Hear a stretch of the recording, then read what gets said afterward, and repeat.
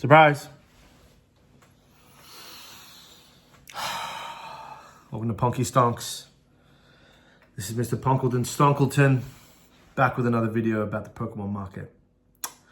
Hair and beard is looking crazy right now. It could be worse. Oh, I was going to say it could be worse. Beard. Listen, man, I know that not a lot of people can grow a beard and they wish they could grow a beard, but I'm telling you, it's annoying, man. There's hair all over my bed sheets, all over my pillow, man. I don't know. It's not fun. But anyway, my clippers are charging. You know, what I use to shave my hair, that's charging. So, you know, by the time it's done, this video will be done and I will cut my hair, I promise. Next video, I cannot have this. It'll be gone. Anyway, let's get into the video. 1 minute intro done. Let's get into it. Scarlet and Violet. I don't know what I'm going to call this video, but I'm going to call it something like Scarlet and Violet is special, or Scarlet and Violet will make history. Yes, that's good. Okay, Scarlet and Violet, it will make history. Let's talk about the Scarlet and Violet block. Now, there are a lot of comparisons from Scarlet and Violet to Sword and Shield. What is the better block? Where does Scarlet and Violet sit as among the best blocks in history? You know, when we really talk about best blocks in history, Sword and Shield has got to be up there. It really has. It's got to be up there. What else do we put up there? Probably like the Neo Genesis era has got to be up there. Crazy era. Hey, you got base set. It's cool. But if we're talking modern era, Scarlet and Violet and Sword and Shield are very, very special. And Sword and Shield and Scarlet and Violet, they do similar things. They have the whole alt art thing, right? Alt arts in Sword and Shield, special illustration rares and illustration rares kind of took that alt art space in Scarlet and Violet. The funny thing is, Sword and Shield has low lows. Their worst set in Sword and Shield is worse than the worst set of Scarlet and Violet. Like, Sword and Shield base is trash. And there's some other stinkers in that too. Especially the start of Sword and Shield was really rough. But the best of Sword and Shield is better than the best of Scarlet and Violet. Because Sword and Shield has Evolving Skies. What we all know as potentially one of the greatest sets of all time. Not my favorite personally, but I'm just talking generally what the market thinks. So, you could probably say that Sword and Shield is better than Scarlet and Violet. That's a fair take. Scarlet and Violet gives you more of the mid. Everything is quite consistent, but it's more mid than Sword and Shield is, you could say. But one thing really sets Scarlet and Violet apart, and this makes it really, really special, and will make it go down in history.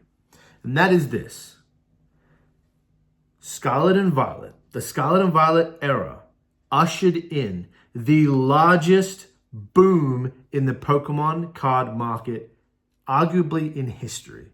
It rivals when Pokemon first came out and we had base set.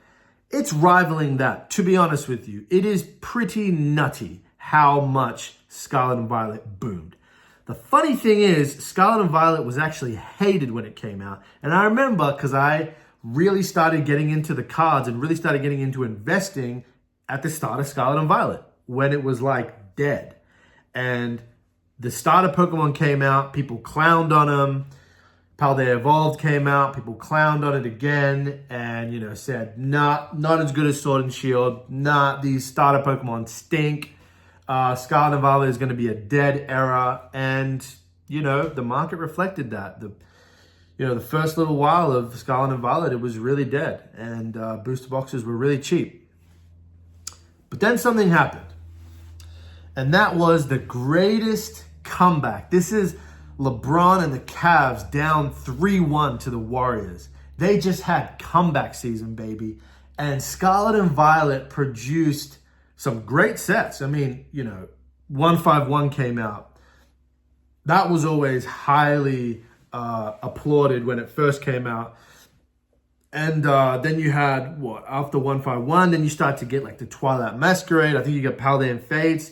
You had Twilight Masquerade, Surging Sparks. You had some really interesting price action on some of those big cards, right? We started to see, whoa, this Greninja is doing crazy things. You know, whoa, this Pikachu is doing crazy things. I remember the Pikachu price action was nuts. And so, and then you couple in, you know, the TCG Pocket going off, and you know, what else? Prismatic Evolutions coming out, and it was like game over. The Pokemon market just went into a frenzy. You guys already know this. But what I want to say is that we can't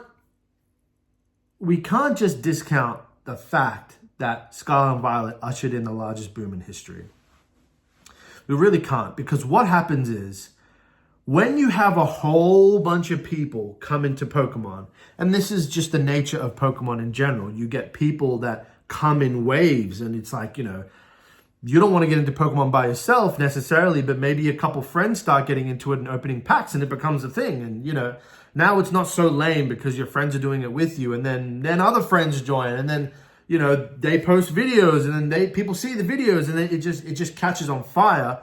And that's what we saw with Scarlet and Violet. It just caught fire, and it was organic. Like, people say, oh, it's like artificial hype. No. This is organic.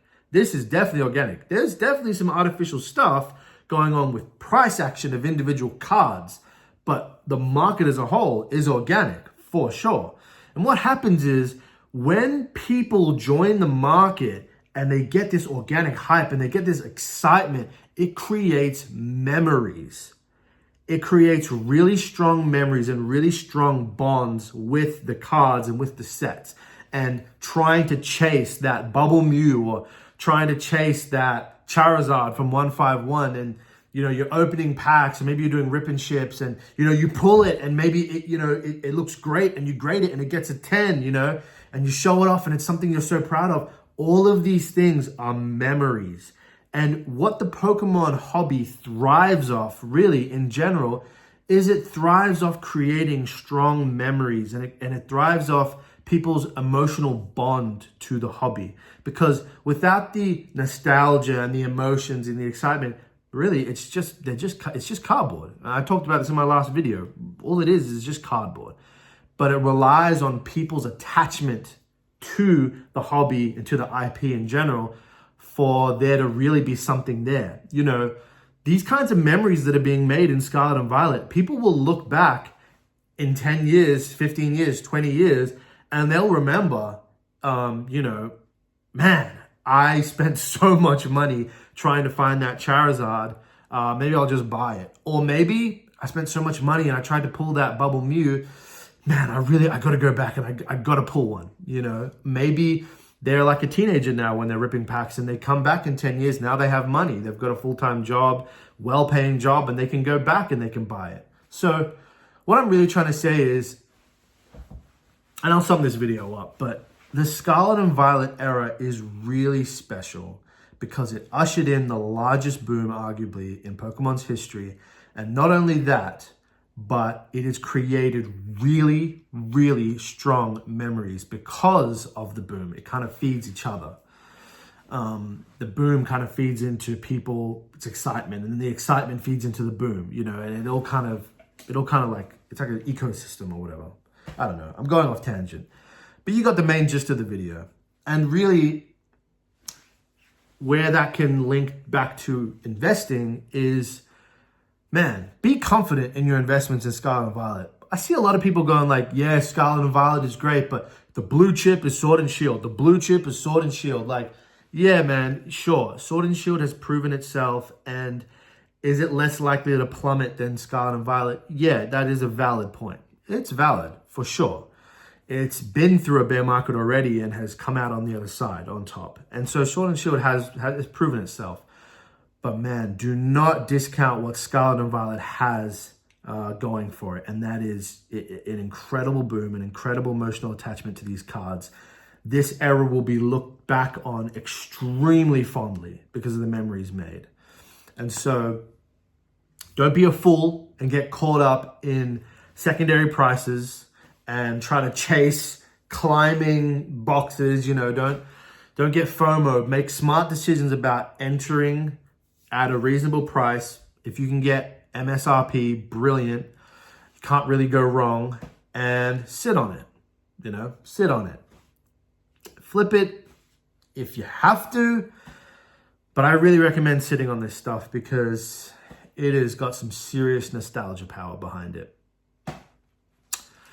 That's really it for me. I can't really say any more than that. Thank you for listening. I will go cut my beard and cut my hair now. And next video, you will see me with a shaved head and probably a shorter beard. Anyway, guys,